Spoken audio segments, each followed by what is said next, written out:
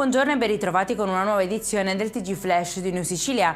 In apertura è stato disposto il sequestro della salma del centauro licatese di 48 anni, deceduto ieri in seguito a un incidente stradale avvenuto in via Torre Grossa. La vittima, in sella alla sua moto, si è scontrata con un autocarro perdendo il controllo del mezzo e finendo la sua corsa contro alcuni alberi. La magistratura agrigentina adesso vuole vederci chiaro e con ogni probabilità verrà effettuata anche l'autopsia.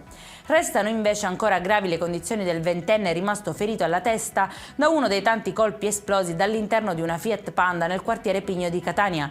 Il giovane era in sella a una moto quando è stato centrato dal proiettile ed è stato trasportato in ospedale da una delle persone presenti sul luogo della sparatoria.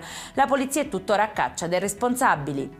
Ennesimo caso di sporco diffuso e alimenti in cattivo stato di conservazione a Catania. Nei guai una nota gastronomia di Corso Indipendenza, scattano sanzioni per circa 10.000 euro. Nel frattempo sono stati anche multati 10 clienti per divieto di sosta e fermata perché avevano parcheggiato le loro auto occupando buona parte della carreggiata e ostacolando il passaggio dei veicoli in transito.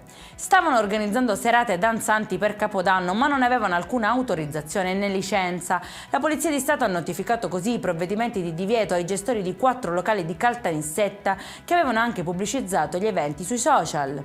È in chiusura arrestato truffatore seriale a Palermo che utilizzava la solita tecnica del finto carabiniere riferendo di un presunto incidente a un parente delle vittime e di un'ipotetica somma da consegnare a titolo di cauzione. Complessivamente il valore stimato della refurtiva raccolta nelle 4 truffe indagate è di 9.000 euro in contanti e 32.000 euro in preziosi. Per questa edizione è tutto, prossimo appuntamento alle 19:30, buona giornata!